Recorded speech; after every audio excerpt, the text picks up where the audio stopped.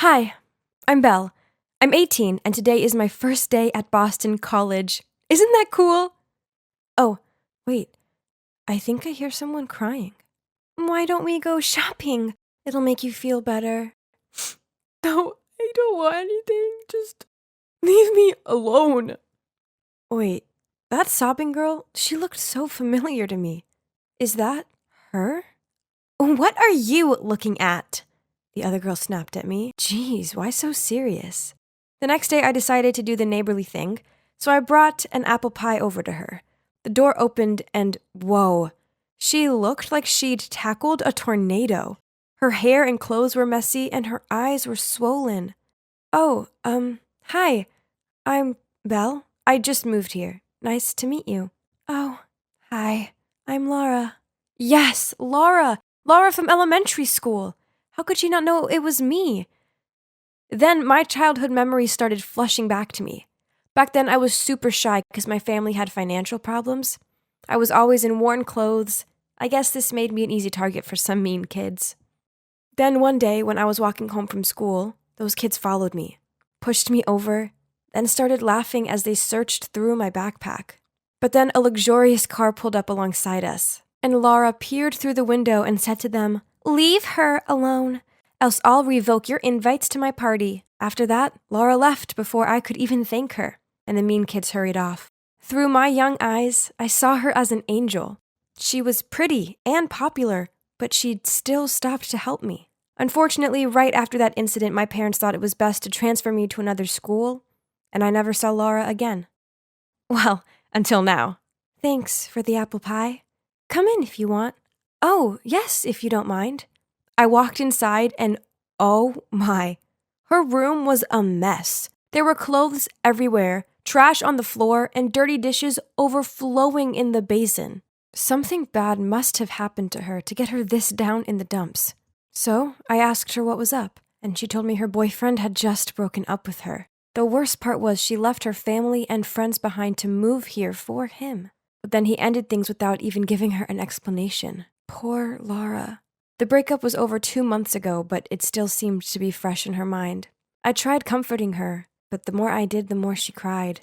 The next day, I decided to swing by and check if she was okay. The door was ajar, so I peered inside and saw a glum-looking Laura sitting on the floor, hugging and sniffing something. Laura? What are you doing? I found this, and I just miss him so much. Oh, turns out she was looking through her closet for her sweater and ended up finding her ex's hoodie. That's it. Enough was enough. It was time I finally returned the favor and saved Laura just like she'd saved me back in 5th grade. You'll never move on if his things are staring you in the face. I told her it was time to get her ex's belongings. And you know what? She had a whole big box of his stuff. I took a look, and that's when I saw a photo of them. This is him? I couldn't hide my surprise. Yeah, that's Cameron, my boyfriend, or should I say my ex? Why do you ask? Oh, nothing. Just thank God you're not together anymore. The word jerk is written all over his face. Then we threw the whole box in the dorm's dumpster downstairs. The poor girl looked like she wanted to jump right in there to retrieve it. I'm going to help you get over this guy. I promise. You're about to discover just how fun being single can be. Oh, you're single too? Yeah, of course. Now that her ex's stuff was in the trash where it belonged, it was time to live our best happy single lives. Each morning, I dragged Laura jogging around the park with me and showed her how to prepare delicious, healthy meals. Can you believe that she didn't even know how to boil an egg without burning the pot? Yep, I know. It's shocking. Then one time, her basin blocked up, and she was totally freaking out. I came to the rescue with my trusted plunger and showed her how to fix it. Easy peasy.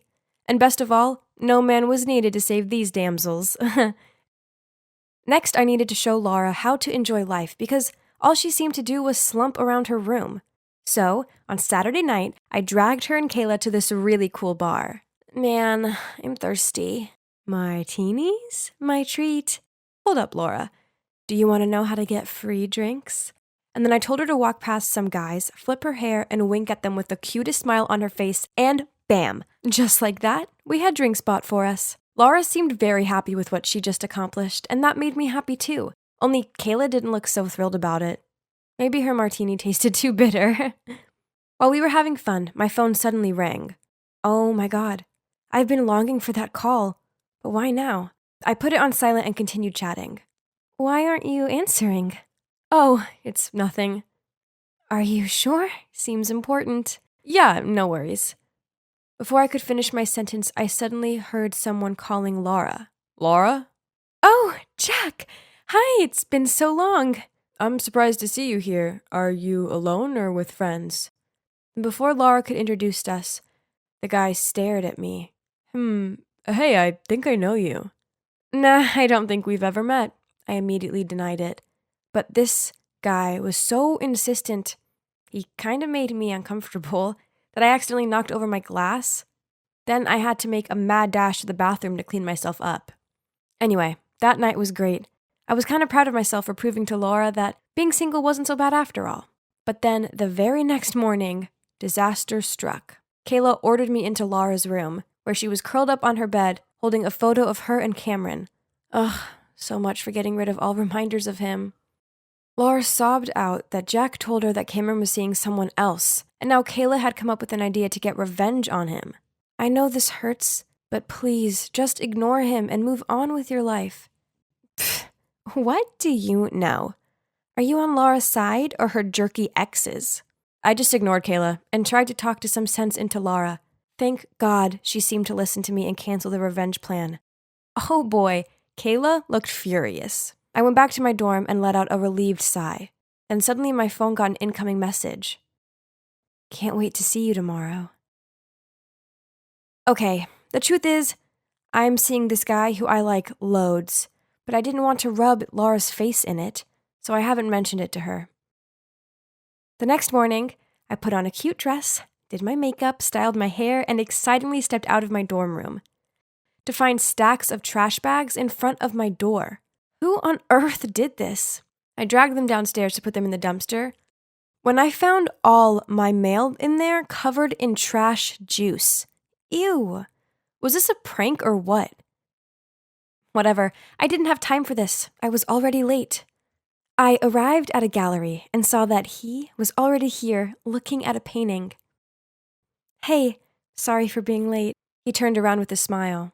Well, you're worth the wait, you know. Okay, please let me explain. So, yep, that's Cameron, but it's not what you think. I met him the other month as he was helping out at an event for new students. He didn't care that I wore thrift store clothes and that my sneakers weren't cool. Instead, he saw past these things and started talking to me first. So Jack was there too, which is why he sorta recognized me. I've been texting Cameron loads, and I must confess, I think I do have feelings for him. But don't get me wrong, I didn't know Laura was his ex until I saw the photo of them. Oh boy, that sure shocked me to the core. I didn't want to tell her and not only break her heart all over again, but also destroy our friendship. That's also why I didn't care to answer Cameron's call in front of Laura when we were at the bar. And I was super lucky that Jack didn't recognize me that night, or it would have been a total disaster. I know I needed to tell Laura the truth, but first she just needs a little more time to get over Cameron. Ugh. I went home from the date with a big smile on my face, but what I saw made it instantly fade. My entire makeup collection was smashed up. What? Who would do something so mean? It took me ages to save up to buy all that. As I checked to see if any of it was salvageable, I saw a long blue hair nestled amongst the carnage. Furious, I was about to go confront her, but Kayla and Laura had already appeared in my doorway. Why did they look so angry? How could you befriend me like that when all along you were seeing my ex? So your "you don't need a man" speech was all just one big lie so you could take my guy, huh? And do you really think Cameron would like a girl like you? You can't even afford a decent handbag. Right. Let me tell you this. You will never be like one of us, and you'll never be good enough for Cameron. How could Laura think of me like that? I truly wanted to help her, like she'd helped me. I totally only have good intentions, Laura. I had no idea he was your ex when we first met. The only reason I didn't tell you sooner was because I knew you needed more time to heal. And I didn't want to hurt you because I adore you and value our friendship.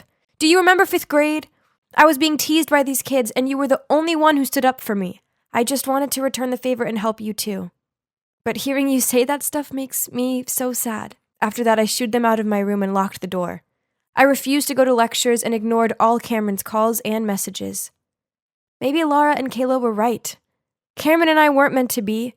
We were from 2 different worlds. Eventually, a few days later, I had to go outside. Well, because I ran out of food. When I passed by a coffee shop, I saw them, Cameron and Laura, sitting together. So Kayla was right. A rich guy like Cameron would never like an ordinary girl like me. I couldn't live in the same dorm as Laura anymore, so I was packing my stuff to move out of there. Suddenly, I heard Laura's voice. Are you running away from your problems like I did? I ignored her and continued packing.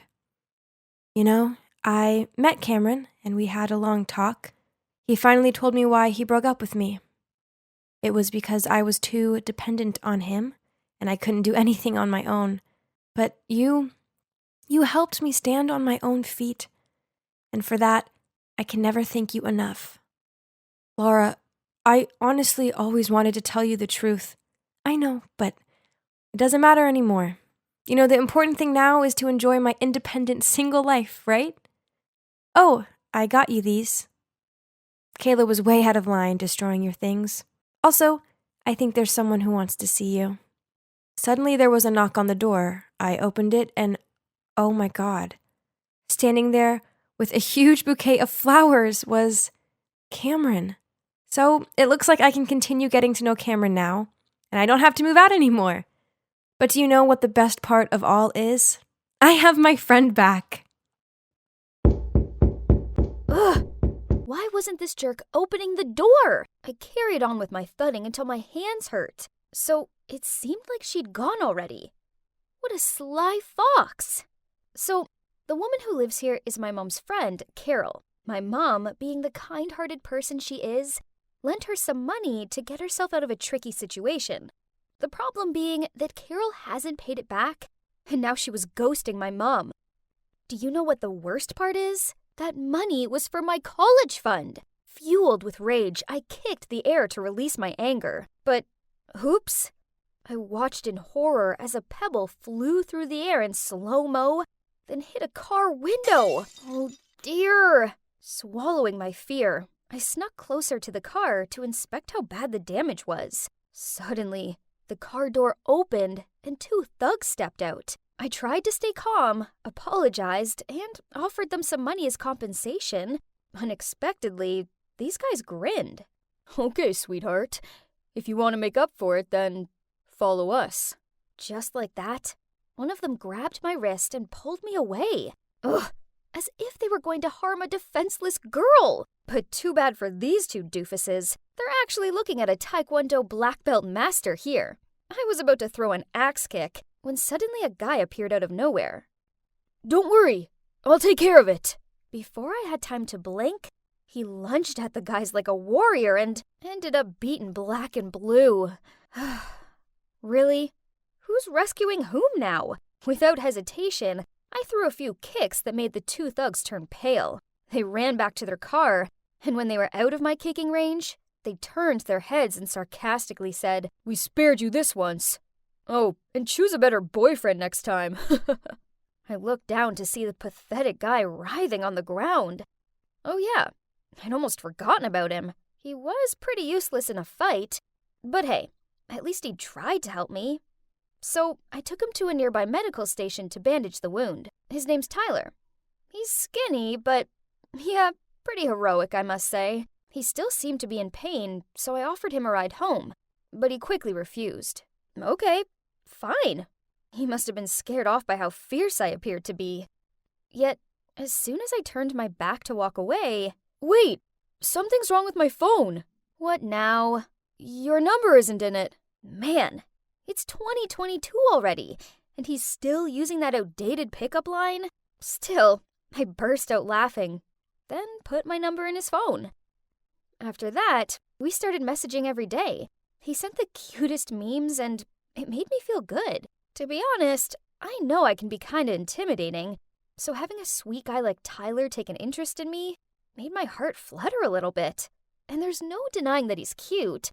A real softie. Well, he is a music school student. A legit singer-songwriter to watch out for in the future.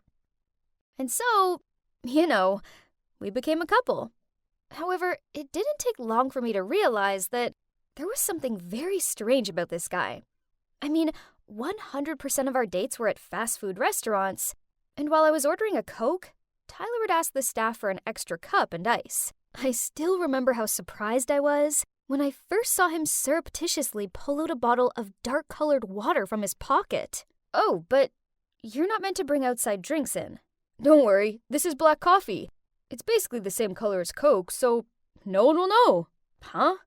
Did I hear him wrong? Turns out I didn't, as this became a regular occurrence whenever we were out to eat. But that's not all. On a rare occasion, we went for a fruit salad with burrata cheese. I almost choked on my food when Tyler took out a container of yogurt and tipped all the fruit on the plate in it. Well, and here comes fruit yogurt, but I'll put it away for later. It's not so right to eat this here, isn't it? Then one day, when it was our 3rd-month anniversary, Tyler said he was going to take me to this amazing French restaurant. Wow, I was so excited as he finally broke his rules. But turns out, it was just going to be another typical Tyler date. Things had gone wrong since the first minutes. When he parked up, he started searching his car for change. He even made me look down the side of the seat. Why, you ask? All 'cause the meter was $2.90, but he didn't want to pay $3 and lose a dime. Seriously, a dime! He ran off to find it and left me sitting there alone and hungry for 20 minutes. When he returned, he had this huge grin on his face as he waved the dime in my face. Oh boy, I was so mad. You're probably thinking it couldn't get any worse than that, right? Wrong.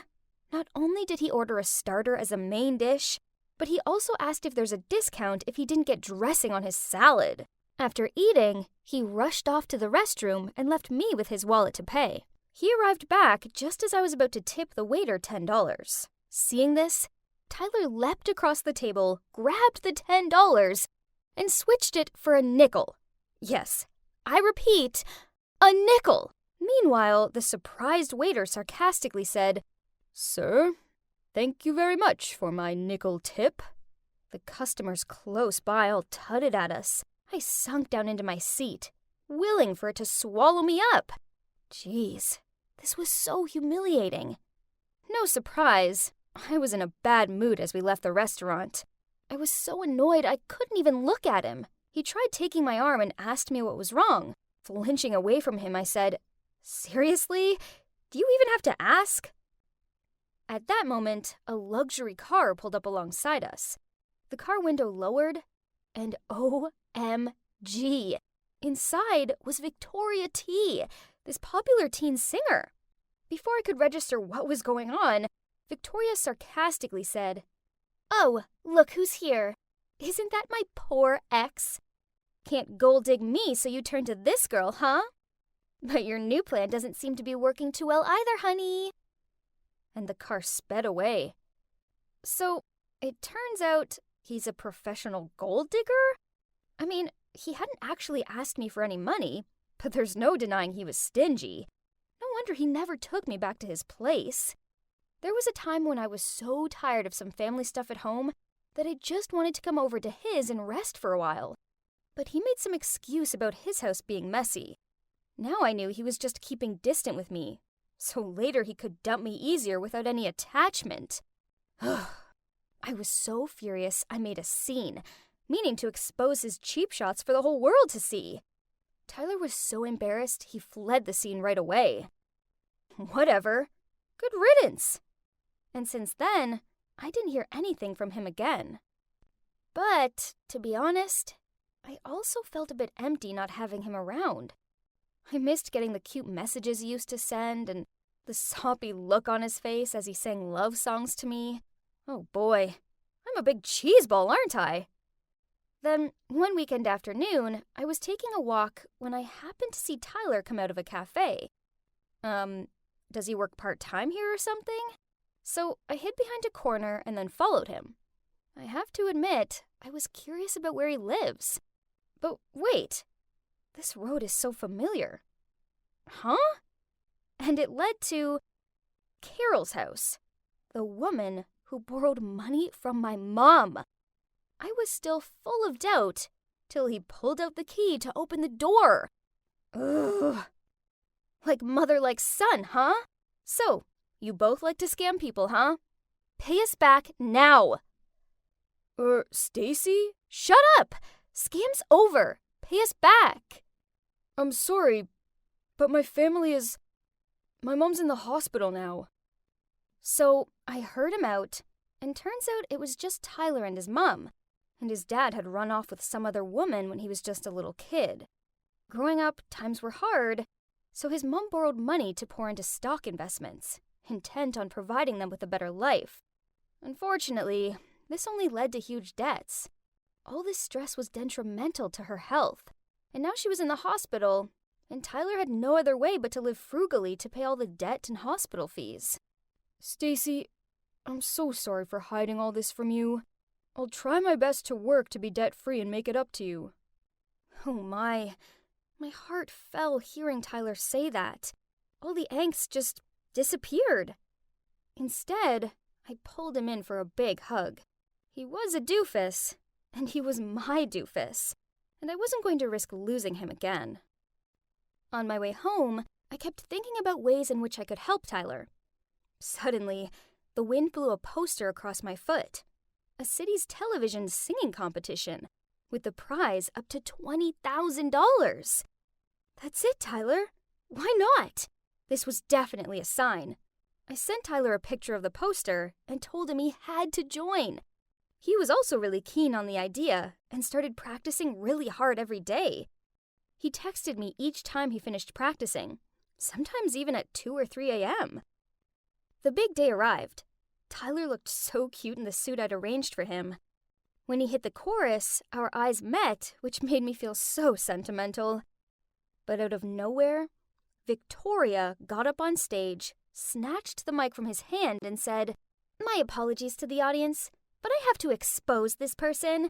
He and his mom manipulated people into giving them thousands of dollars, then never paid them back. This kind of man doesn't deserve to be here on the stage. He'll stain the whole competition." Vic, I appreciate your feelings for me, but I already have the one whom I want to protect. I wish you could find someone good for you and better than me. Ladies and gentlemen, it's true that my family is in debt, but we do not and never run away from this. No matter how tough our lives are, I still live true to my conscience and my passion for music. I came here with a pleasant and carefree attitude, so I don't care what people say about me. I just want to give all of myself to music and the audience. Thank you. And now, I'll carry on with the performance. And then, he started singing the song he wrote for me. At that moment, the music nerd was no longer there. Instead, there was a man with incredible inner power. I'm so proud of you, Tyler. Guess what happened next? Tyler won the first prize. I was bursting with pride. Then he immediately came to my house to give my mom the money. Huh? Please take it. Thank you for helping my mom when she had a hard time. Please find it in your heart to forgive her. She's sick and could use a good friend. Oh, but the thing is... So, turns out, Tyler's mom didn't borrow my college fund money. The two moms talked each other into stock investments. When they lost it, my mom didn't dare to tell my dad and me what she'd done, so she fabricated the whole lending money story. Ugh, Mom. Unacceptable. After that, the three of us went to visit Tyler's mom at the hospital and gave her the prize money to pay off her debts. She burst into tears. Then the two moms hugged and apologized for being so stupid that their kids had to deal with the consequences. Crazy, huh? But you know what? Thanks to all this drama, I found the one, who was also the debtor of my life. Why do we have to study logarithms? Will they help us with stockbroking?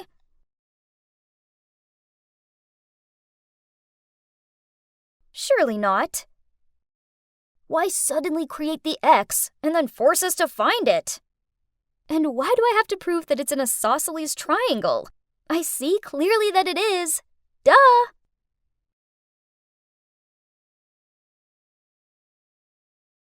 Then I received the note back saying, "What are you two talking about?"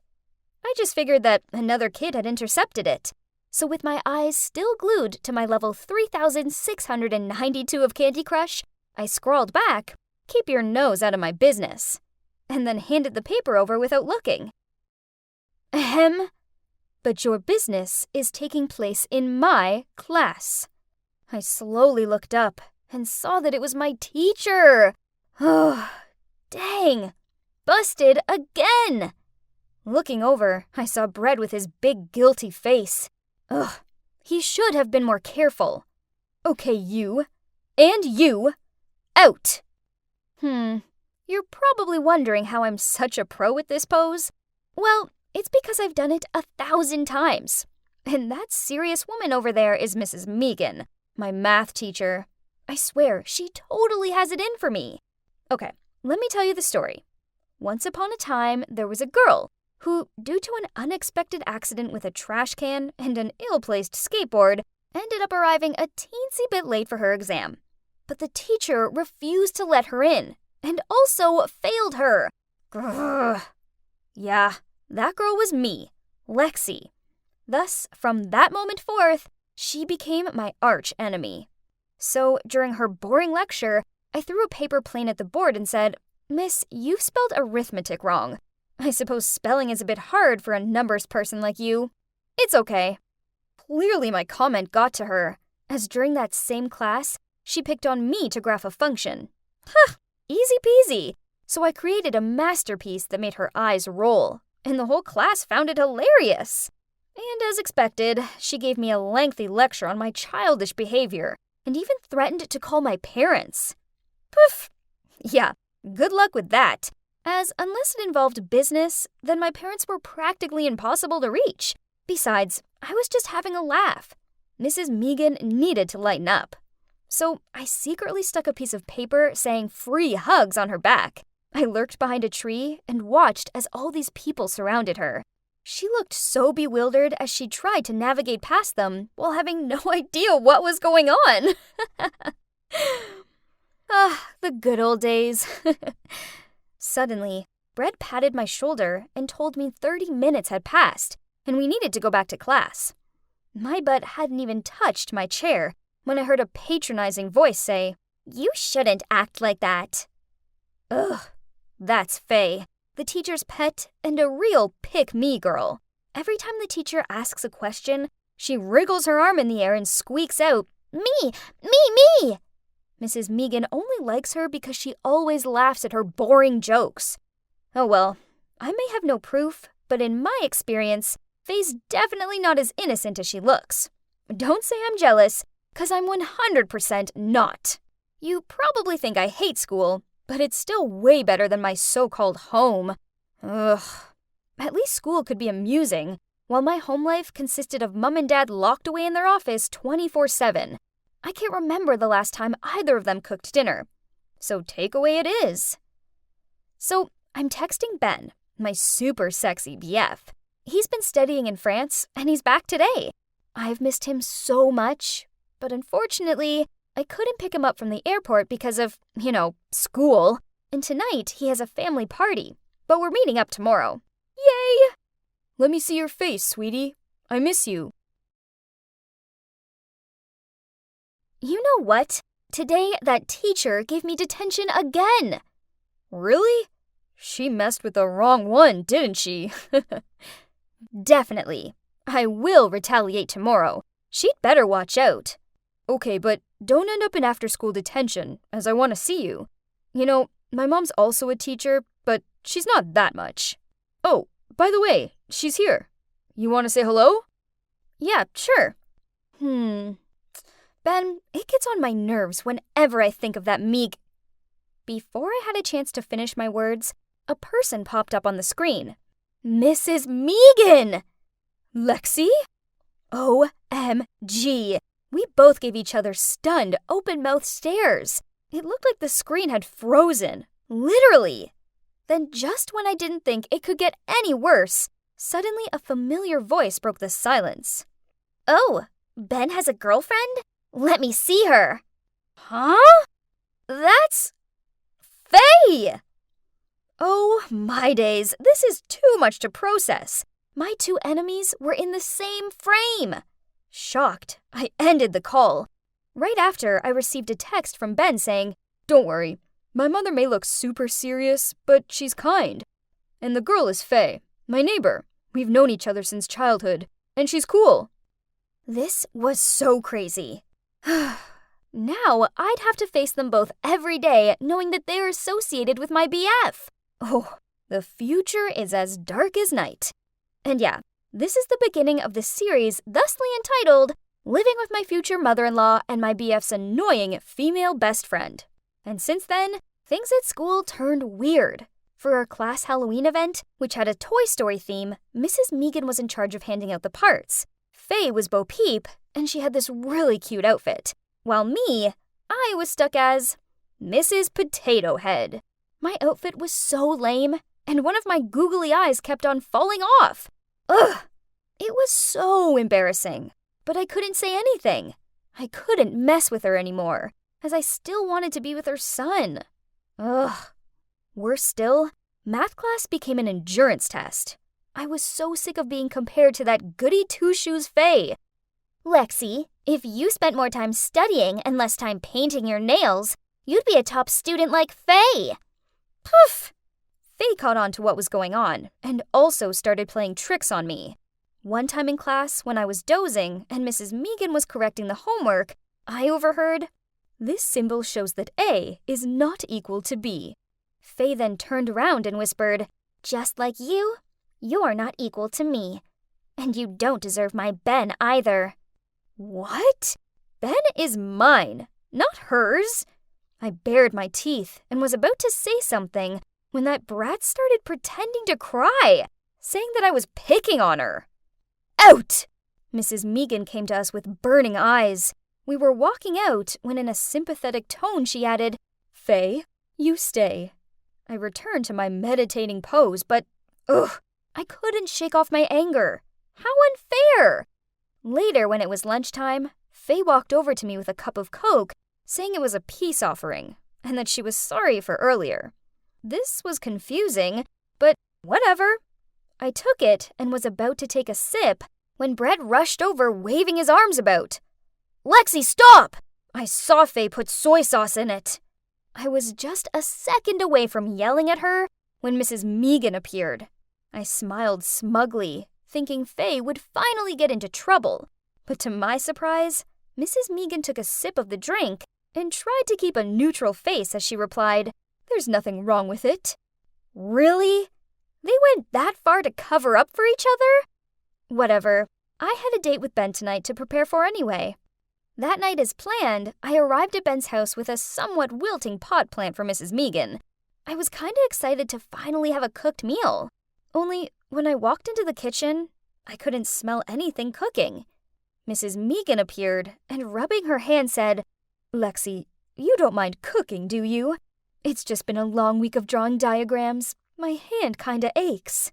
Seeing the situation, Ben immediately came to help, but she reminded him that he'd agreed to fix a pipe or something. To be honest, I'd never touched a frying pan before. But I mean, how hard could it be? I'd make pancakes, though it's not really suitable for dinner, but I'd seen them on a 5-minute crafts and they were clearly a breeze to make. Only, it didn't go to plan. In situations like this, it's important not to panic. But, yeah, I panicked. I needed a plan B. Quick! In a rush, I threw away all the evidence of the failed pancakes and ordered food online. After all, thanks to my workaholic parents, this was my forte. I instructed the delivery person to come to the back door, so Ben and Mrs. Megan would be none the wiser. Expectedly, at the very first bite, Ben and my mother-in-law praised me profusely for my food, and Ben even joked that I should join the next season of Master Chef. Yo, I will rate this restaurant 5 stars for sure. Mrs. Megan suddenly dropped her spoon, so I quickly bent down to pick it up, only she leaned down and whispered sarcastically, I order from Sydney's too. Their sauces are divine. Oh, busted! Then, halfway through the night, this man showed up and apologized for being late. Turns out he was Jim, Faye's father, but Faye wasn't coming over as she was out with friends. Happy days! I watched Mrs. Megan and him touch a tissue box at the same time by mistake, and then blushed? Huh? Oh, I get it. She liked him. Now it made sense why she was always sucking up to Faye. Have you thought about remarrying? I asked Jim innocently. To the waiting eyes of me, as well as Mrs. Megan, he hesitantly answered, I don't think Faye would like that. Mrs. Megan glumly stared down at the floor. Okay, so I actually felt kinda sorry for her.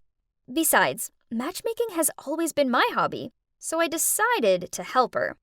I knew that Faye was at a party on Saturday night, so I decided this was the perfect opportunity to play Cupid. I told Mrs. Megan that Jim had something to tell her, so meet him at the Golden Reef restaurant at 7 p.m. Then I told Jim the same. I stood behind a column and watched them share their starter, and then give each other gooey-eyed glances. Then Jim reached out and took Mrs. Megan's hand. They were looking at each other passionately when Faye suddenly rushed in from nowhere and angrily slammed her bag on the table. So this is it? My teacher and my dad? For real? Faye, why are you here? Jim stuttered. No one can ever replace Mom! Then she turned to a dumbfounded-looking Mrs. Megan. Turns out you were only being nice to me to get my dad. You're fake. Stay away from us. Mrs. Megan covered her face with her hands, then quickly left. Geez, Faye was brutal. And however annoying Mrs. Megan was, she didn't deserve that. You! Faye shouted. Uh-oh, her gaze fixed on me. It figures you'd be behind this. Keep your big nose out of our family business and start caring about yours instead. Guess this is what lack of parental care does to a kid. I stared at her speechless. Those words should have driven me mad, but for some reason, I only felt sad and so guilty. I really just meant well. So, first thing at school the next day, I swallowed my pride and went to Mrs. Megan's classroom, where she looked lost in thought as she marked homework. I coughed to clear my throat, then said, Miss, I'm sorry. I honestly was trying to help, but now I realize I should have minded my own business. I'm also sorry for being a jerk in your class. She was silent at first, then replied, It's okay, as I've come to realize that you and I aren't so different. We both have complications in the way of finding love. Guess it's really not easy to get approval from your parents' family, huh? She smiled and gently stroked my hair before continuing. You're such a smart and kind girl, and I always knew you could do better in class, that I must have been too harsh on you. I'm sorry, too. I smiled back at her, and at that moment, I felt like all of our previous conflicts melted away. And I realized that I shouldn't neglect my studies. Instead, I should work hard to become the best version of myself. So, with a lot of hard work, I went from trailing at the bottom of the class to reaching the top spot, even overtaking Faye. Ha! Speaking of Faye, she was still ignoring both me and Mrs. Megan, and never put her hand up in class anymore. But then a rainbow flame experience in the chem lab changed things. Everyone ran out of there when the curtain caught on fire, except for a terrified Faye. Luckily, Mrs. Megan rushed inside to rescue her just in time, and covered her with a jacket as she led her to safety. After that, Faye realized that Mrs. Megan is a good person who cares about both her and Jim. So, through blurry eyes, Faye sobbed out, Thank you so much, and sorry, I was too childish. Please forgive me. A few months later. So, yeah, you see, my wing woman plan worked, and now I have a second family, a really big one. But you know what's the best thing? That is, I no longer have to order food online anymore. 'cause I will stick to here, and my mother-in-law will cook for me. I wonder who will hit the jackpot this week. How about that blonde Joseph? Nah, he's too slow. Or there's Arthur. But last time that weakling even struggled to carry my tray of food. Seeing as there's a science test this week, I suppose I better pick someone smart. That's when I spotted Jace. His dad's my family's driver. Yeah, that nerd definitely won't let me down. So I'm Victor. I'm 17 years old and I'm rich. My father's contributed so much money to this school that he has more power than the principal. So no matter what mischief I cause, the teachers know it's in their best interest to turn a blind eye. And look, I'm not only rich, but also handsome. Everyone wants to be my friend. Everyday girls chase after me, but tough luck for them. I'm already dating the hottest girl in school, Jessica. As for the boys, it's only fair they get to spend time with me. So each week I choose one of them to hang around with me and do my errands. Hey Jace, congrats dude, it's your lucky week. Sorry, could you choose someone else? Jace said timidly, then walked away. What? No one ever dared refuse me. I pulled his hand back, but he even spilled my juice box. That's it, nerd, you are so dead. The next day I was standing by my locker instructing Arthur to sort out my books when I overheard Jace talking to his friend about the science essay. Ugh. I totally forgot that we had to submit it online by midnight instead of in class. I know. I'll make Jace's assignment mine. Oh, genius. That afternoon I told my PE teacher that Jace was on duty. So she made him go tidy up the gym after class. Meanwhile, I went to his laptop and copied his work. Well, essay, done. Easy peasy. A few days later, the science teacher called the two of us to the office and asked why our assignments were identical. But hey, not only had I submitted it first, but I also had my foot on his neck. So of course I got to keep my A and Jace got an F. Ha! After school, Jace followed me to the car. Then when I was about to get in, he leaped in front of me and slammed the door shut. You're a cheater. You stole my assignment. Nah, I'm the one who has to say that. I submitted it first. Hearing us arguing, Jace's father stepped out of the car and frantically apologized to me for what his son did. You should know who you are. Your dad's just a servant, which makes you nothing. I smirked. Then I snatched the key from his dad's hand and jumped in the car. I'll get home by myself today. Bye, losers. That nerd had ruined my mood, and now I needed to cheer myself up with some fun. Oh boy, that party was awesome. As I passed through a tunnel, I turned the music volume up to max and swayed along. Suddenly, I looked up to see a truck whizzing towards me, so I swerved just in time and crashed into the road railing. Jeez, what the? I mumbled, then got out of the car. Anyway, I left my car there and got an Uber home. But hang on. Why was everyone driving on the left side of the road today instead of the right? Maybe the combination of alcohol and dizziness was making me imagine stuff. I opened my eyes and stretched out my arms. Ouch!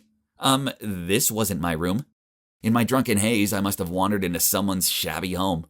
I rushed out of there and ran downstairs to find my mom and dad in the kitchen having breakfast. Victor, hurry up, else you'll be late. Oh, don't forget you're helping your mom out in the grocery store after school. What's with all this role-playing? Where am I? Terrified, I ran outside to check. What? The address is correct, 138 Riverside, but my house was a magnificent mansion. What's this hovel? Surely this is just some dream, right? I rushed back into the house and shouted, Mom, Dad, what's happened to our mansion? Son, are you dreaming? Haha, us rich enough to have a mansion. Now that's an unlikely thought. Now go change your clothes and I'll take you to school. No way. This was just a bad dream. Which often ends when we reach another location, right? Maybe when I get to school, everything will return to normal. Oh, school looks exactly the same. I was so relieved. I walked along the corridor and greeted people. Huh? Why were they blanking me? Ugh, have they forgotten who's the boss around here? But never mind, there's my honey bunch Jessica. I ran over to her and kissed her cheek. But I hugged my cheek in shock. My head was spinning, then suddenly someone nudged me from behind. It was Jace? I grabbed his collar. How dare he mess with me right in front of Jessica? Get your hands off my boyfriend. You're Jace's choice this week, so mind your attitude. Jace chose me? Who do you think you are? A dog-poor dude like you wouldn't be able to have a proper life and to attend this school without my family. Take a look at yourself. Honey, ignore him. Let's go. Jessica rubbed his arm and then they both left. I stood there dumbfounded. What on earth was going on? I felt like I tumbled into an alternate universe. I slapped myself in the face to snap out of it. Ouch! Why wasn't I waking up from this nightmare? This all started with that tunnel, right? If that was the door into this world, then it would also be the door out of this insanity. So I got in a cab to go back there. But wait, where was the tunnel? I made the driver go back and forth a few times, but it wasn't there. Then I ran out of money for the ride back, so the driver just left me there. Bewildered, I wandered around aimlessly till I reached a grocery store, where I spotted my mom working. Gosh, my mom, who always had servants around, now had to work her butt off? I couldn't bear seeing her like this and rushed over to help her. The next day I woke up early and thought that I'd choose a decent outfit to go to school. Well, life has to go on, so while I'm still stuck here, I should at least play my part. But, this version of me has terrible fashion taste. And look, now I've turned into a real nerd. I need to change it up a bit. When I arrived at school and opened my locker, there was a list of orders from Jace. What? Clean all of the dirt off his sneakers? This was nonsense. So I threw the piece of paper into the trash. Then out of nowhere, Arthur quickly picked it up and whispered into my ear. Dude, I suggest you do as Jace says. Why? He's ridiculous. To keep the peace. No one actually likes him. We're only nice to him because we don't want any trouble. And seeing Jace approaching, Arthur hurried away. Over the next few days, I saw it firsthand. People sucked up to Jace, but then behind his back, they were mean about him.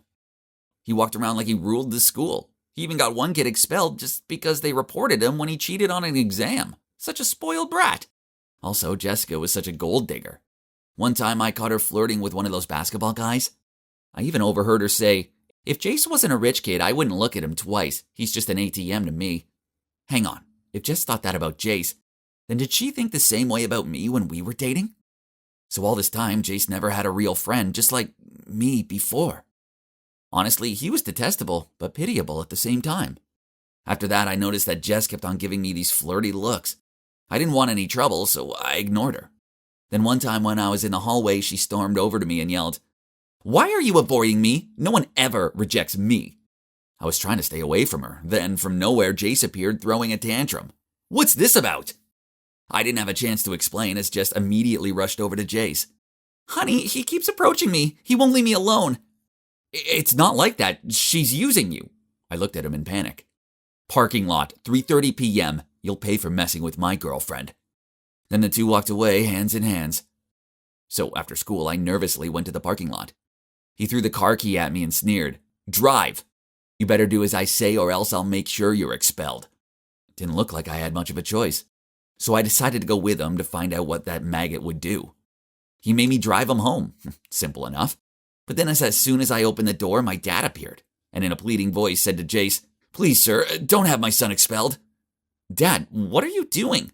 "Apologize to him at once, no matter what the reason is." Dad looked at me with steady eyes. Jace sneered at my dad and said, "How about you take the blame so we won't get expelled?" Then he threw a bunch of money at my dad's face. "You're fired." I shouted at him, "You can't treat people awfully just because you have money." "Victor, stop. You're wrong." "Please, I saved you from the accident, so please forgive my son." Then Dad pulled one trouser leg to reveal his artificial leg. That was the first time I saw my dad cry. Wait, this reminded me of what happened last year. I was being such a jerk to this guy that he purposefully drove towards me for vengeance. But Jace's dad darted forward and pushed me out of the way. I know he was badly injured, but as an insouciant boy, I didn't think it was a big deal. Whoa, I really was so arrogant. I expected everyone to bow down to me, and I actually thought everyone wanted to be my friend, when in actual fact, I had no true friends at all. My head felt like it was going to explode. I wanted to run away, so I jumped into the car and drove away without thinking.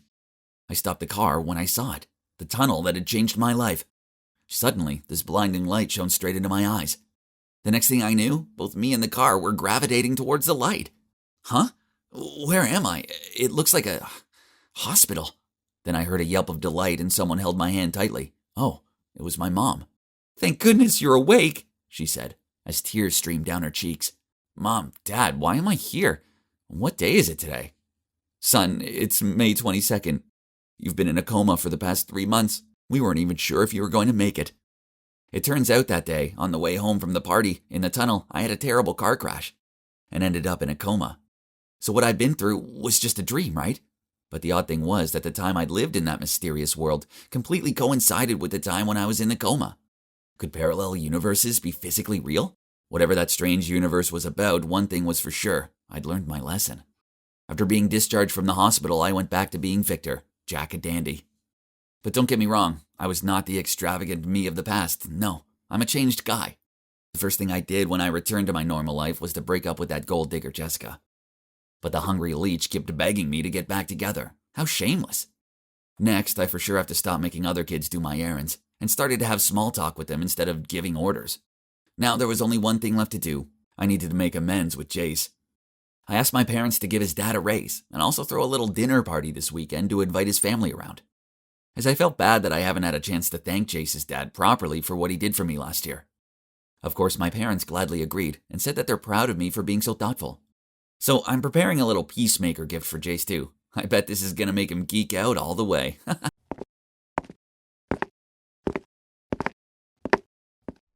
Holy baloney!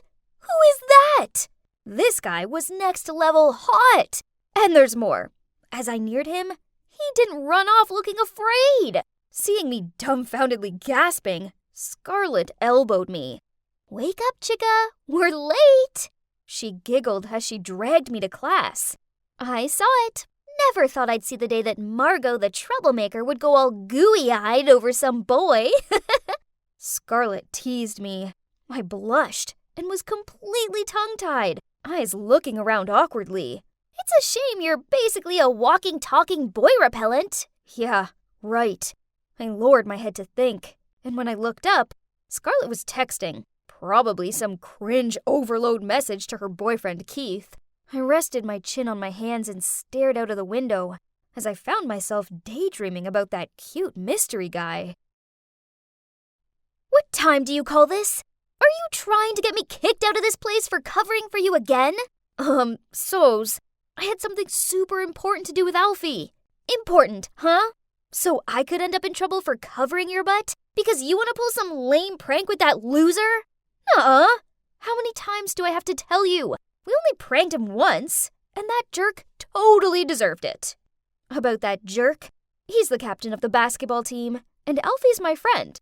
Okay, he might look a bit intimidating, but he's a nice guy. But that jock not only knocked Alfie out with his basketball, he also took his money out of his pocket when he was down. We weren't going to let him get away with this.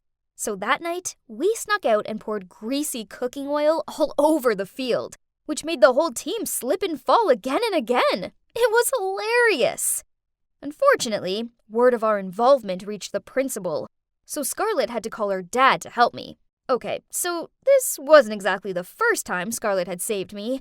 She only got mad as she had to save Alfie's butt too, even though she hates him. Come on, I'm sorry. Would you mind? It's midnight and we need to sleep. Shut up, Miley. No one asked you. Fine. Go to bed and shut up so we can actually get some sleep. Poof, those girly girls. Wake up, princess. The class is over. I groggily got up and followed Scarlet like a zombie to the cafeteria. But then I came to an abrupt halt. There, standing on the corner of the hallway, was that handsome guy. What on earth is going on? I've asked Keith to do some research. Now, do you want my help or not? I still froze and couldn't say anything. OMG, I'd never felt so nervous like this before. I nodded while holding her arm. Wow. So all it took for the mighty Margot to turn into a timid wreck was some dude? Oh, and by the way, he's called Jared, and he's studying classical music. Very elegant. Huh? I blurted out. Classical music? This sucks! I mean, how's a girl like me ever gonna reach his level? Don't worry, I'll help you. Then she changed her attitude. On one condition. You know what? Scarlet demanded me to stop hanging out with Alfie, 'cause it was not good for the girly image I needed to get Jared's attention. Plus, I wouldn't be allowed to pass the dorm's curfew. If I broke these conditions, then she wouldn't help me anymore. Fine, I agree. Sorry, Alfie, you'll just have to carry on without me. Keith befriended Jared and asked him to come over to our school again to check on those pianos in the music room. When there's an emergency, he will leave Jared with me, who it turns out is struggling with the piano. Genius! As you can see, this plan is going well so far. Just this dress was really suffocating me. Ugh. But being around Jared seemed to suffocate me even more. Luckily, he was quite friendly, so we started talking easily, and now he's playing for me. Do you have any plans after school? No, not yet. I'm about to go to this music cafe in town. Would you like to join me? OMG! Of course I said yes! Does this count as a first date? We actually had a lot of fun. I was in seventh heaven. On our way back, I was startled when I saw Alfie across the street. Noticing me with Jared, Alfie glared at me with this maddened, wide-eyed look. I gave him the shush sign and looked away. No surprises. My phone beeped. You blew me off to hang out with that sissy boy? And what's with your clothes? Jeez, Alfie was angry for sure, but I couldn't do this right now. I'd promised Scarlett I wouldn't talk to him anymore. So I ignored the message and walked straight past him. As soon as I arrived back at the dorm, the girls cooed around and asked me about the date. They seemed so happy for me. So, when's the next date? He asked me to come over to his school tomorrow, and then we're gonna have dinner. Ah! The girls screamed in unison. Surprising, as I didn't think these grumpy girls cared this much about me. I was so excited about the date, so I arrived early at Jared's school to find him practicing with another girl. I walked into the room with a smile on my face, and Jared introduced me to her, Maeve. Then he told me to wait there and left to go to the bathroom. This Maeve girl sniggered, then looked me up and down and said, "Give it up. An unrefined girl like you doesn't deserve him." Huh? What on earth did I ever do to her? Angry, I knocked over her music sheets. She picked it up, then sternly said, "Just you wait. I won't let you get away with it." Then she shoved past me and stormed off. Then, at dinner, I couldn't help it. So, that Maeve? Our parents are very close, so we've been friends since we were little, and now we both study music. She seems really into you. I'm not so sure about that. We're just friends. So, he doesn't like that Maeve girl? I guess. Just forget about her. I have a very important date with Jared, and I need your help. Right at that moment, a call from Alfie arrived, but Scarlett was sitting right next to me, so I couldn't pick up. After a few calls, he texted me. You gotta help me this time. I can't do it by myself. Oh, God help me. I didn't have the heart to abandon my friend. So, I decided to sneak out and go see Alfie. Okay, so it's not what you think. Those times I was late weren't because we were up to no good. We've been fixing up this abandoned house for these homeless kids instead. This time, one of those kids, Kevin, had a serious fever. I had to help Alfie borrow some money and take Kevin to the hospital. I tried to be deadly quiet as I crept into the dorm room, but I swear Scarlett is the lightest sleeper in existence. And sure enough, she was there waiting for me. Oh, hi Margot. It's nice of you to join us. Yeah, sorry. It was, an emergency. You just can't help yourself, can you? You broke our agreement to go hang out with that thug friend of yours. I'm not helping you ever again. This sucked. It looked like I was on my own. This is it. My big date with Jared. His dad's the conductor here, and from what I can gather, that's a massive deal. Without Scarlett to help me find the right dress for this event was a nightmare. Oh man, everyone looked so luxurious and classy. I felt like a sore thumb. This obviously wasn't the world I belonged to. But Jared's gentle smile soothed me down a lot. But soon, Maeve was coming towards us. Ugh. Jared, darling, congrats! I think this concert will be amazing. Oh, it's you again. Nice dress. Ugh! She was really pulling on my leg. But stay calm. Now breathe. Breathe. Then they both talked about Mozart, Beethoven. I didn't understand a thing. As well as the whole concert, I didn't understand either. Afterward, Jared led me over to his parents. OMG, this was scary. I gave them the bouquet of flowers I've prepared and congratulated them on the concert. Luckily, they both seemed really friendly and were really content with my gift. But then Maeve appeared and hugged Jared's mom. Jared, it's lovely to be around such polite girls. Smirking, Maeve replied, I wouldn't be so sure about that. Margot here likes hiding her true personality. Okay, so I may have failed to keep my cool and blurted out some bad words. Oops. Jared and his parents looked shocked by this, but before I could try and rectify the situation, Maeve pulled out her phone and waved around a photo of me with Alfie. I wanted to explain, but I just ended up stuttering out a load of nonsense. In the end, Jared pulled me aside and told me, "I think it's best if you just leave." I ran out of there close to tears. Worse still, I couldn't run in this dumb dress. I'd lost Jared, and it was past curfew. So if I went back now, Scarlett would get mad at me. So I decided that I wasn't going to go back. Nope. Instead, I was going to run away. I'd been staying here for a couple of days.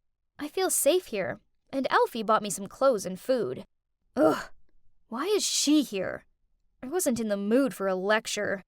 But to my surprise, she rushed over to me and wrapped her arms around me. How could you just leave me like that? Have you any idea how worried I've been? Anyway, Alfie told me everything. I'm sorry for misjudging you. She pulled away. You do stink, though. There's one more person who wants to see you, Margot. I looked at him with confusion. Then at the door, it was Jared. Margot, when I saw that photo, I was shocked. I thought I must be some joke to you, and you were really with Alfie.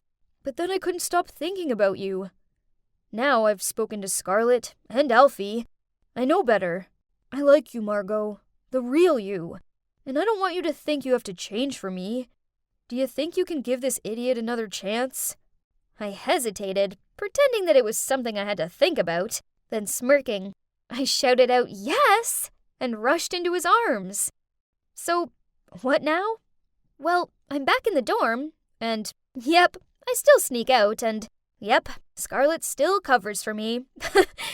Jared and I are an official couple, and he's even helping me with a fundraiser concert to help out the homeless kids. So, I guess that this tough girl is actually not so tough after all. Hey!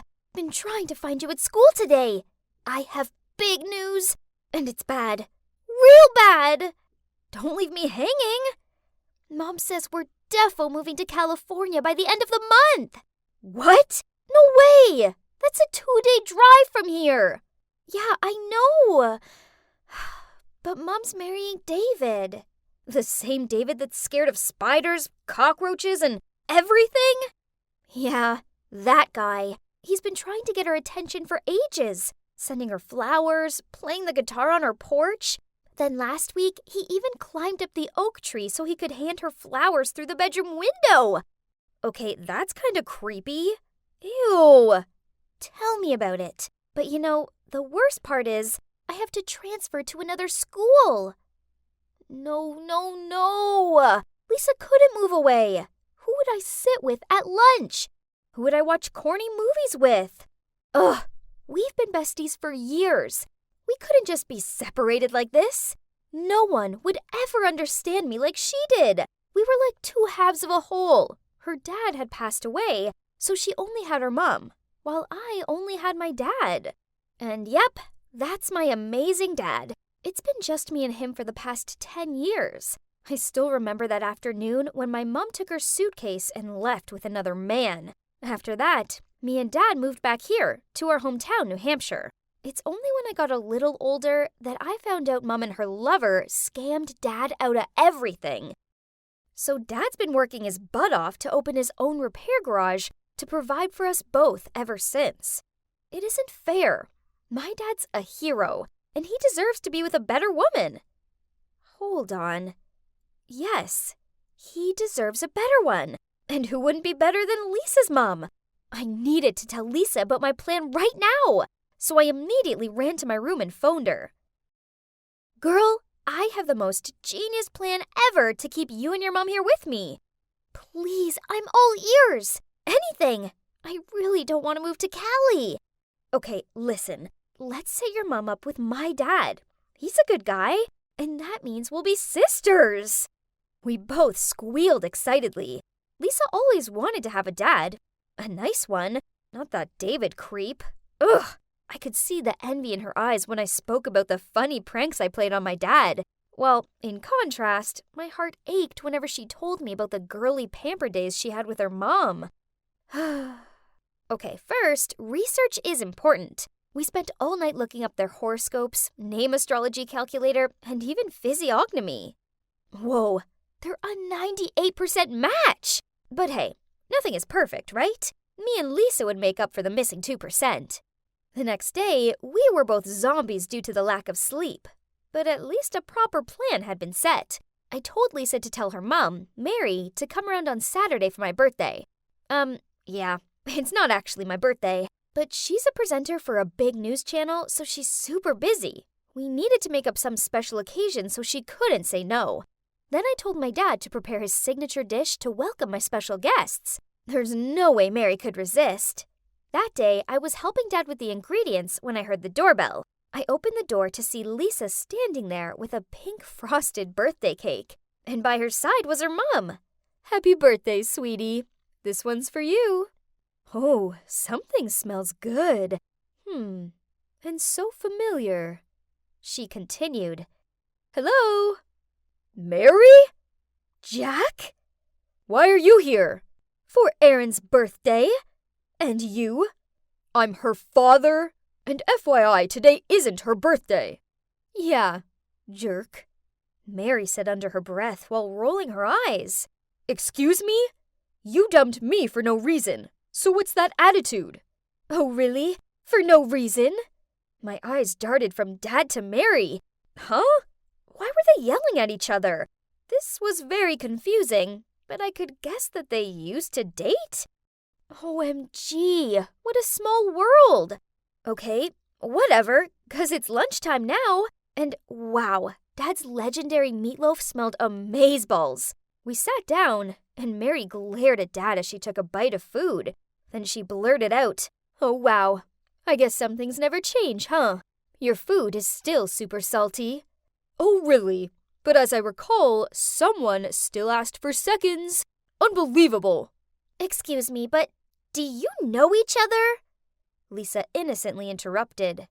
There was an awkward silence. Then Dad said, "Yeah, we do. But this is the first time I've seen Mary since we broke up, right after I visited her studio for the first time." Mary looked flustered as she replied, "Lisa, you shouldn't have tricked me into coming here. Finish your food, then we're leaving." On hearing this, Dad ordered Lisa and me up to my room so he could talk to Mary in private. Only we hid behind the couch and listened in. Turns out, on that day, Mary took my dad to the studio to watch her first filming as a news presenter. After that, she'd passed by the waiting room and overheard Dad talking to someone. "I clearly heard that person ask you how I looked, and you said I was still the same old Mary. Do you have any idea that I spent 2 hours in makeup and was excited to show you?" Dad tried to chime in, but Mary wouldn't give him a sec. "Worse still, later you even told them you were over the moon I wouldn't be your girlfriend for much longer. Thus, to intercept that, I had to break up with you first." Oh my. So my dad was a playboy or something? Lisa and I swapped confused looks, then continued watching the show. My dad was dumbfounded, and then he said in a helpless voice, "Oh, Mary, things were not like that. I said that you look the same because you're always as beautiful as the day I met you. And about the other thing..." "Yeah?" I prepared a ring to propose to you, so you'd no longer be my girlfriend, but my wife." What? So they broke up because of an absurd misunderstanding and lost contact since then. Jeez, I thought adults were meant to know what they were doing. It sure didn't seem like it at times. Mary gave Dad an awkward smile, and they said that they could be friends. Then she told him about David and how she was marrying him on the 22nd of December. No! We couldn't let this happen. There had to be another way of getting them together. But that road was full of thorns and spikes, especially when Dad dropped a bombshell. His new girlfriend, Lucy. A few days later, when I was working on my art project, Dad walked into the room with her. Excuse me? She was wearing this super tight bodycon dress, and had at least 7 layers of makeup on. Ugh. Then she even dared to pick up the photo of me with Mom and smirked. Oh, how nice. I rushed over to her, snatched it out of her hands, and shouted, "Keep off my things! I don't like you!" She immediately glared at me. But then seeing Dad coming down from upstairs, she suddenly smiled and hugged me while whispering in my ear, "You don't, but you have to." Jeez, what a poisonous snake! But worse, when she left, Dad had this dumb grin on his face, and then he actually asked if I wanted her to be my new mom. Oh no, she'd hypnotized him for sure. In a rush, I called Lisa to tell her about it. She came up with the idea of asking her mom to join us at the Christmas market this week. Bummer. She refused. Apparently she had too much wedding planning to do. Ugh. And if you're thinking it couldn't get worse, then Dad invited Lucy along. So Lisa asked her mom to let her stay with me for a few days, so we could teach this Lucy some lessons. May the pranking commence. That morning, Lucy showed up in this fancy light blue dress and ordered Dad to get her a chocolate-covered waffle. What a shame. I accidentally knocked it all over her outfit. Oops! Then a fake fly somehow fell into her hot chocolate. Her eyes almost bulged out of her head when she drank that. But she just gave us a cunning smirk, then grabbed Dad's arm and cuddled close to him. Unbelievable! But you know, diamond cuts diamond. When Dad went to the restroom, with sparkling eyes, I said, "Lucy, I really admire a nice person like you. My dad's only a mechanic with $1,500 a month, but you still love him." So this isn't true. He ran his own business. But anyway. No way! He looks rich, though. Oh, he probably was just desperate to catch your attention. He bragged a little bit.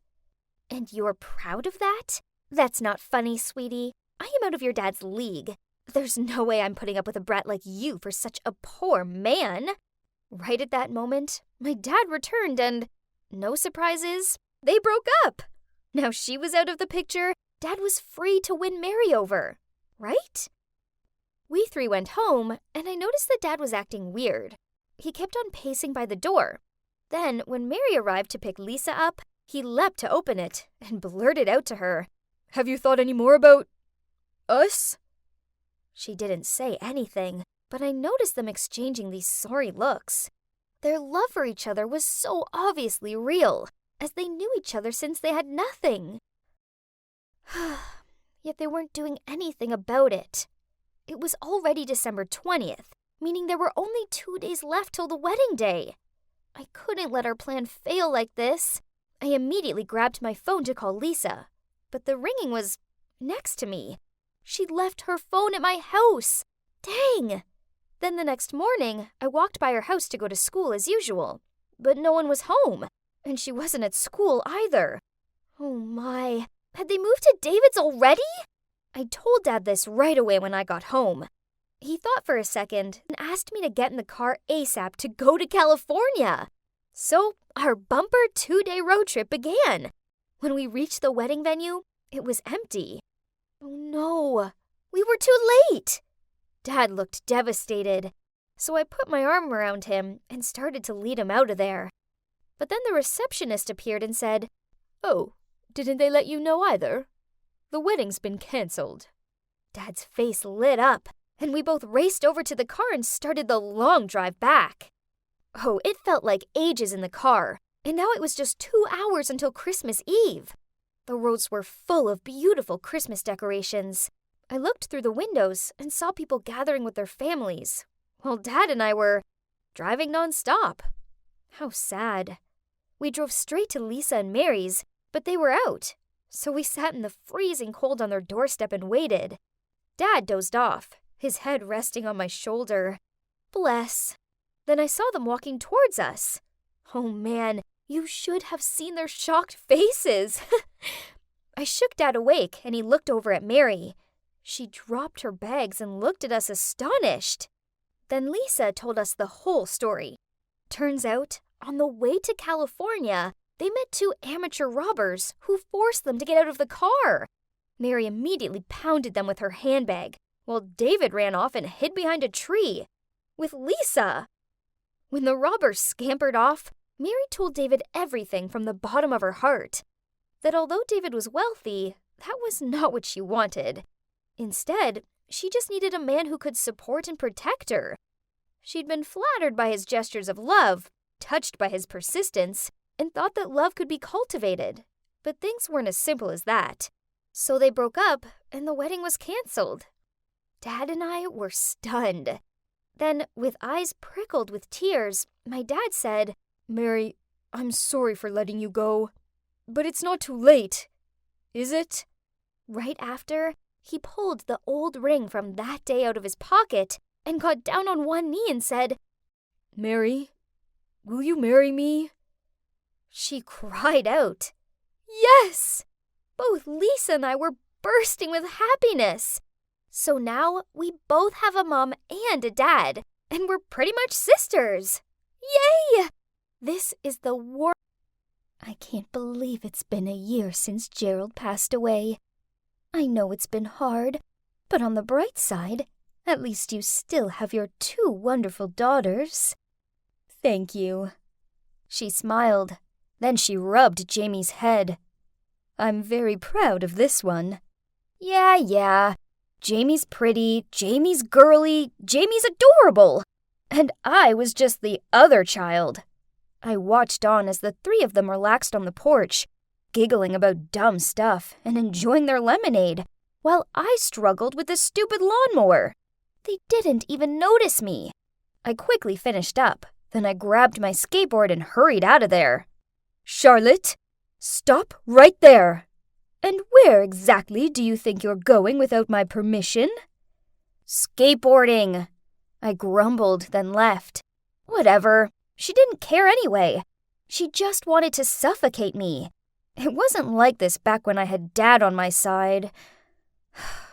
As you can see, I'm not a girly girl. All that manicure and makeup stuff just seems like nonsense to me. But my non-identical twin, Jamie, lives for it. She always wakes up extra early just so she has more time to style her hair, apply her makeup, and pick out her daily outfit. Then all she does at school is sit around with the other Barbies and giggle at pretty much everything. But guess that's the kind of girl Mom prefers, as it's blatantly clear that Jamie's her favorite. It's always me who had to do all the chores in the house, just so her Jamie could sit there scrolling through her phone. There was one time when I was washing the dishes, I heard a deafening shriek. No, my sister wasn't being murdered. Instead, there was a spider crawling across the floor. Poof! It was just a spider. Nuts! I didn't want to be a chore slave. I just wanted to skateboard. Yeah, skateboarding and painting are my true passions. But Mom told me skateboarding was for boys. Ugh, how ridiculous. So I often snuck out. There were times I got so into it that I lost track of time and arrived home to Mom's furious eyes. You're grounded. Next time, I won't hesitate in breaking your boards in half. Jeez, that was so unfair. I pushed past her and ran into my room. Then clutching my board, I burst into tears. I wish Dad was still here. Whenever Mom and I argued, he always came up to my room and told me how Mom only acted the way she did because she cares about me. She just has a different way of showing it. It's been a whole year since he passed, all because of a freak accident at the factory he worked in. Now, we all had to rely on Mom's home tailor job, and I just became the errand girl, while Jamie sits around looking pretty. Worse still, Mom insisted I get a part-time job to support the family, while Jamie didn't have to. When I questioned Mom on this, she just said, Jamie isn't like you. She wouldn't be able to handle both school and work. Excuse me, what? But I knew arguing with Mom about it was pointless. Anyways, it all worked out okay as I landed myself a job in this cool skateboard store. Oh, and also, less house chores. One rainy afternoon, the store was quiet, so I took out my sketchbook and designed some skateboards. Then my manager, Rick, peered over my shoulder. Uh-oh, was I in trouble? But to my surprise, he said, "That's pretty good." Then he passed me a flyer for a skateboard designing contest. "You should give it a try." This contest was meant to be, so I spent all my free time shut away in my room working on my design. I didn't see Mum or Jamie for a full week. How peaceful. And guess what? I won first prize. It was awesome. However, Mum snatched the prize money from me due to family financial reasons. So my money was going to be used on new clothes and makeup for Jamie. Unbelievable! I didn't want to be under this roof anymore. But at 15, where else could I go? Poof. Then Mum told me her work was slow at the moment, so I should enter more contests to support my family. Hey, it got me out of chores, so I agreed to it. And I pretty much won all of them. But it did annoy me that I didn't get to keep my rewards. Then when I saw Jamie showing off her new shoes, I just wanted to yank them off her feet and throw them at her. Ugh! I thought twins were meant to have some sort of deep connection or something. Not me and Jamie. We couldn't be more different. Finally, I had a day off, so I arranged to go skateboarding with Rick. I grabbed my board and was about to leave when Mum blocked the door. "Charlotte, where do you think you're going? Jamie has a date tomorrow, and her dress needs hand washing." What? This was ridiculous. I rolled my eyes and said, "In that case, she can wash it herself." "Don't take that attitude with me, young lady. You'll do as you're told." Through angry sobs, I screamed at her, "I wish you weren't my mom!" Then I ran upstairs to my room. Right at that moment, the doorbell rang. My mom calmed down, cleared her throat, and opened the door. Huh? Why was there an expensive-looking car in our driveway? And why was a wealthy-looking couple standing on the doorstep? Curious, I hid behind the wall to see who they were and what they were here for. From my eavesdropping, I found out that the couple was the Barnes. They'd just retired from their jobs working for the government in the Secret Intelligence Department. Mom and Mrs. Barnes were besties in high school, so when they both fell pregnant at the same time, Mom offered to bring their daughter up as her own, so they could go and work away on their secret mission. "We've both taken early retirement, and we can finally enjoy life. We're very grateful to both you and Gerald for looking after our daughter, but we're here to take her home now." Oh my God! Turns out, one of us was adopted. No wonder we were nothing alike. But was it Jamie or me? Could it be me? I mean, Mom always preferred Jamie, so she could be her biological daughter. I knew they were my real parents. I could feel it. So taking a deep breath, I nervously stepped out to meet them. "Jamie, come down here, sweetie." Mom called, and I froze on the spot. I watched on as Jamie appeared, and Mom introduced her to her real parents. She didn't even seem surprised. She just replied, "Yes, I know," then sweetly grinned. "I'm so happy that I can finally meet you both." The Barnes cooed over Jamie like she was a puppy or something. Then they got emotional and all. Ugh, it made me want to puke. I ran up to my room, locked the door, and cried. Life was so unfair. Jamie was always the lucky one, while I always got the raw deal out of things. I must have cried myself to sleep, as when I woke up, it was morning. I reached for my phone. Jamie had messaged me. "It's sad you missed my farewell dinner. I had a great time living with you. Come and hang out sometime, okay?" Poof! I aggressively threw my phone down onto my bed. Bold of her to assume I would ever want to hang out with her. We had nothing in common. Luck alone was an example. Life went on, but without Jamie, as she moved to some rich kid's school. And I continued going to school, work, sneaking out to skateboard, and avoiding Mom as much as possible. Then one chemistry class, while we were carrying out an experiment in the lab, one of my classmates made a mistake. And boom! We were all left looking like Cinderella. And that might have actually been the best thing of that day, since we were dismissed 2 hours early. Excited, I rushed home to get my skateboard, but I knew I needed to sneak past Mom so she didn't accuse me of skipping class. But as I passed the kitchen, I saw her sitting at the table sobbing to herself. What was going on? Suddenly, she stood up and walked out to the backyard. There was a leather notebook and a pen on the kitchen table, so I tiptoed over and took a peek. It looked like her diary. Those freshly written lines were stained with tears. Jamie, my baby, I miss you terribly. I want you to live a wealthy, happy life. So I made the ultimate sacrifice. I tell myself every day that you're now a Barnes, not a Smith anymore. Not my daughter anymore. What? I couldn't trust my own eyes. What did these words mean? Could it be... But even if she mistreats me sometimes, she couldn't be that kind of person, right? I tore out that page, then hurried off to the skate park. Only I couldn't concentrate. It was so bad, I messed up my pop shove-it and landed on my butt. Ugh, this was driving me insane. That evening, Mom appeared in my doorway and asked, "Charlotte, what did you do this afternoon?" I answered, "I told you already. I was at school and then the skate park." "Did you see my notebook? The leather one?" I shook my head in response. "Oh, it's my expense book. I can't remember where I left it." She gave another scan around my room before leaving. When she was out of sight, I immediately pulled out my phone and texted Jamie. "Jamie, I miss you a lot. Can I come over to your house tomorrow?" I needed to see Mr. and Mrs. Barnes. I had to find out what was going on once and for all.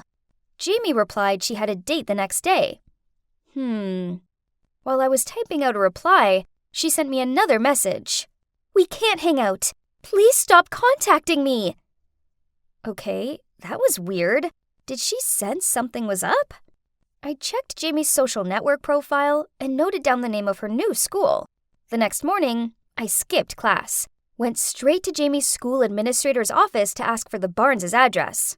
Oh, and of course, I made up a convincing story. Jamie's my sister, but then we found out she's actually the Barnes' biological daughter. Now my mom, who raised Jamie all these years, is really sick, and I need to tell her, but I don't know how to reach her. Perfect! She handed me the address and even wished me luck. There was no point wasting time, so I skated my way round to the Barneses. As I rang on their doorbell, I could feel my heart somersaulting in my chest. I introduced myself as soon as they answered the door. "Hey, I'm Charlotte, Mrs. Smith's daughter, but I strongly believe I'm not Charlotte Smith because I have something to show you." Then I handed them the torn page from my mom's diary. They both turned ghostly pale, and Mr. Barnes even had to grip onto the doorframe to steady himself. I felt bad for putting them through this. I mean, what if I was wrong? So I suggested, let's just do a DNA test to be sure. A few days later, the Barnes turned up at our house with Jamie. They slammed 2 DNA test results down in front of Mom. I peered down at them. Whoa!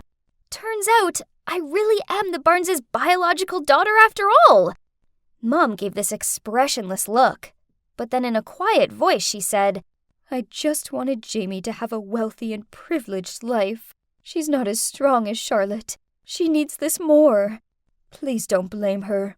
She didn't know anything about this." Then she hugged Jamie and cried.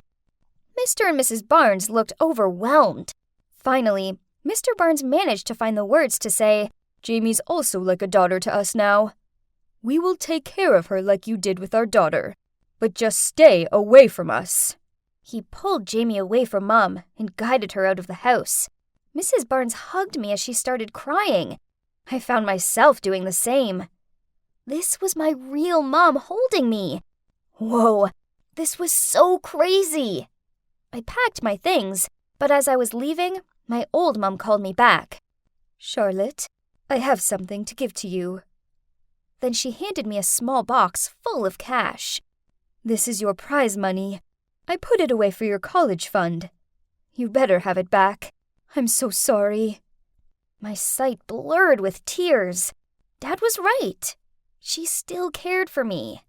"My parents will forgive you. Then you'll soon see both of us again," I said as I hugged her tightly. Then I turned and left. A new life. Did you hear anything I just said? Oh gosh, sorry. And, no. I swear, I wasn't ignoring my friend on purpose. I was just distracted by that guy over there. Luca. I know, he's so handsome. The best part is, he's single. Yep, he broke up with his girlfriend a few months ago.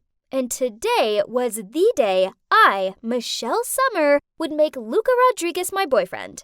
I mean, his heart had to have healed by now, right? The only class I shared with Luca was French, so it was now or never. I wrote a love letter and asked the guy behind me to pass it to Luca. My heart started beating faster and faster until my teacher, Mrs. Davis, intercepted it. Who's passing letters in class? Nobody, huh? Let's see what's so important it can't wait until break. Wait, was she seriously gonna read it in front of the whole class? I watched her slowly open the letter. Oh man, someone sweep in and stop her, please! Dear Luca, I was struck by the lightning of love right from the first time I saw you.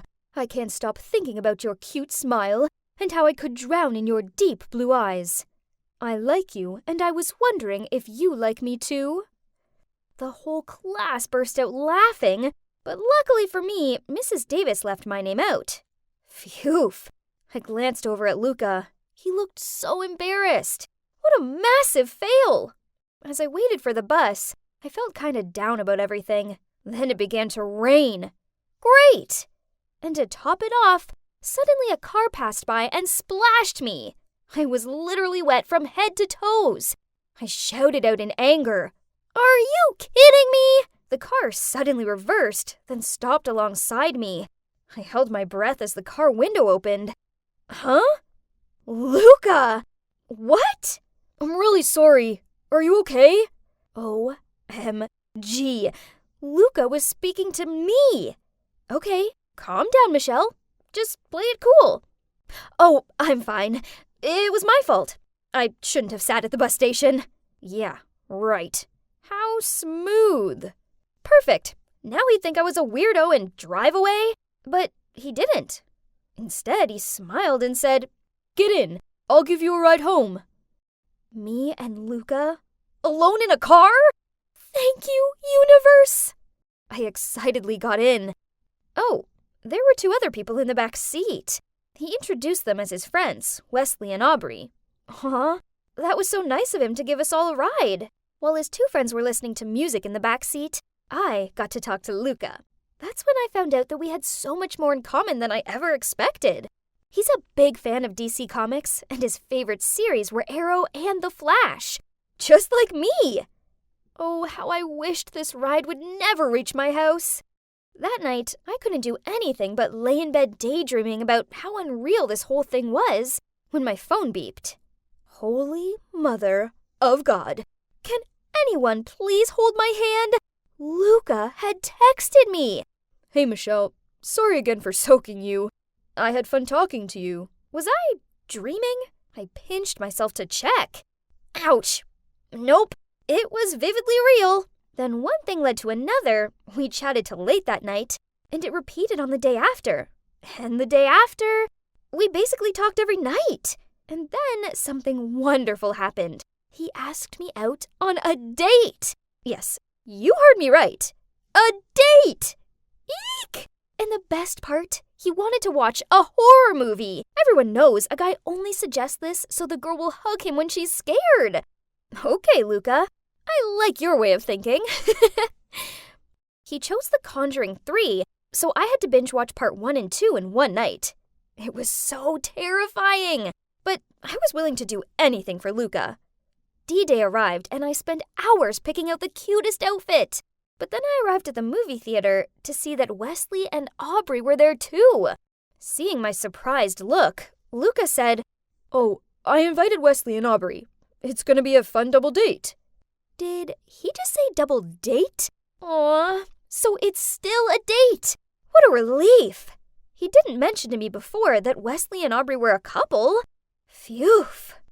All the jump scares in the movie did get me to constantly hold onto Luca's arm. You'd think I'd be happy about this, right? But no, I wasn't. Why? because I wasn't the only girl holding his arm. Aubrey was too.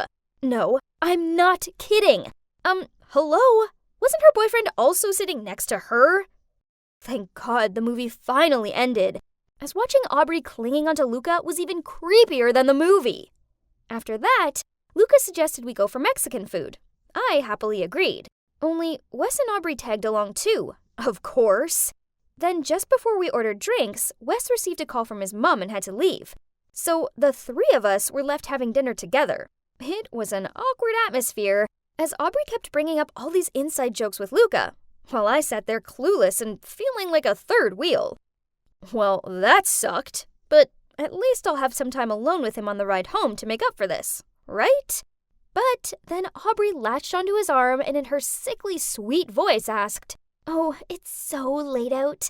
Luca, you're driving me home, aren't you?" Luca turned to look at me awkwardly. Well, I didn't want to make a scene, so I said, "Don't worry, I can call my friend. She works right around the corner and her shift's about to end." Yep, that was a big fat lie. Anyway, he smiled and then they left, leaving me there all alone. I called an Uber and headed home. That night, I couldn't sleep.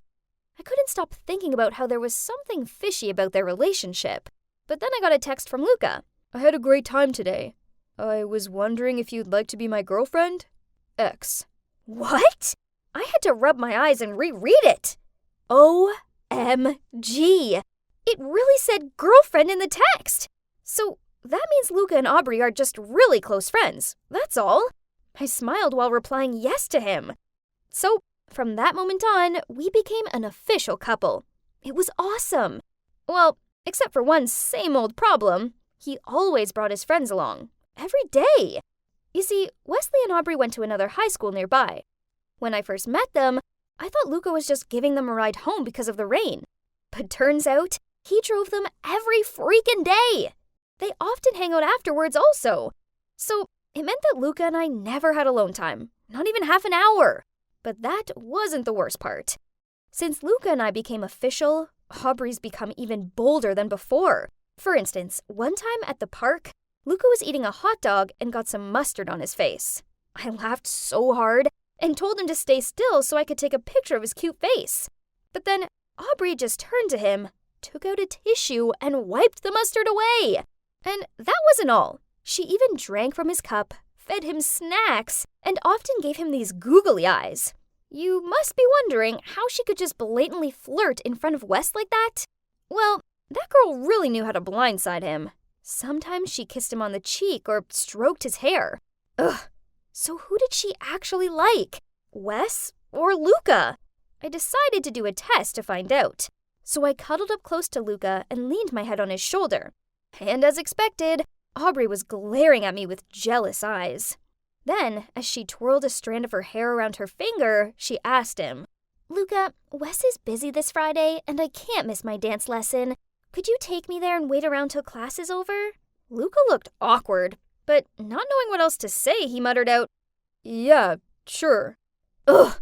Now she's being too much. I needed to show her that Luca wasn't interested in her and that she needed to back off. I know, that sounded a bit mean, but seriously, I needed to make a stand, or else I could lose my boyfriend. So on Friday evening, after Luca drove Aubrey to her dance class, I called him and said that my bike had a flat tire. Yeah, I may have punctured it myself, but it did the trick. He immediately picked me up and drove me home. Then I asked him to stay as Mom was making her signature lasagna. He couldn't say no to my mom, so he texted Aubrey to tell her to go home by herself because he was busy with me. Success! The next day, the four of us hung out at the cafe. Luca noticed Aubrey looking a bit tired, so he asked, "Hey Aubrey, are you okay?" "Oh, it's nothing. After dance class, I walked home and it rained all of a sudden, and I didn't bring an umbrella because I thought you would bring me home, so I got drenched." I glanced at Luca, and I could see he was feeling really guilty. After chatting a bit, I went to the restroom to freshen up.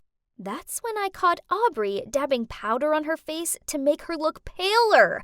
I couldn't believe it. That's so not cool. I needed to confront this big fat liar. Do you seriously think guilt-tripping Luca will make him love you? I don't have to make him do anything, 'cause he already loves me. With a shocked look, I spluttered out, What did you just say? Oh, didn't he tell you? Luca and I used to date, but then I got tired of him and broke up with him. He was so devastated. Now, seeing him with you, I realized I made a mistake. He should be with me. My God, I couldn't believe what she just said. How could he hide this from me? I couldn't contain my anger anymore.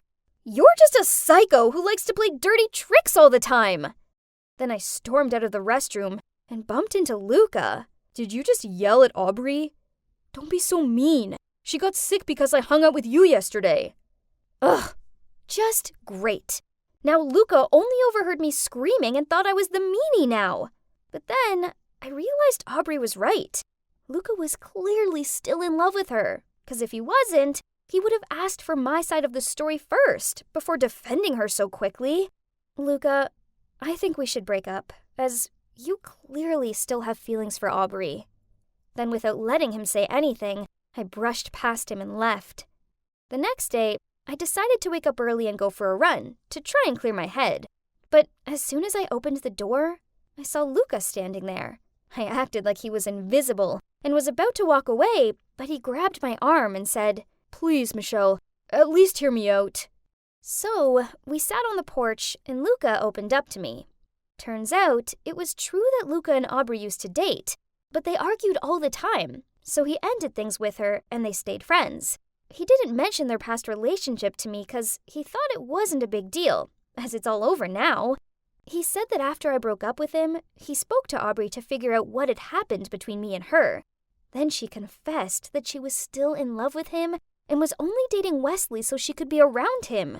Luca rejected her, and she started crying, which caused her makeup to smudge. That's when he realized I was right about her faking being sick, and he made it clear that her sneaky behavior meant they couldn't be friends anymore. Michelle, I'm sorry. I should have seen what she was doing and put you first. I promise it won't happen again. Poor Luca. I couldn't stand seeing him looking so gloomy. To be fair, all he did was just trying to be a good friend to Aubrey. He deserved another chance, right? So, smiling, I gave him a big hug. From that moment on, things between us were great again. Wesley eventually found out that Aubrey was only using him to get close to Luca, so he broke up with her. Our love story was surely a bumpy ride, but it was all worth it, because I truly love Luca, and I also love how he cares about his friends and wants to spend time with them. So I only asked him for some alone time every Friday. Talking of Fridays, I can't wait for this one, as Wesley told me that Luca's prepared something special for me. Eek! I'm so excited! Sorry guys, but you won't know what it is, as my story has to end here. Maybe next time.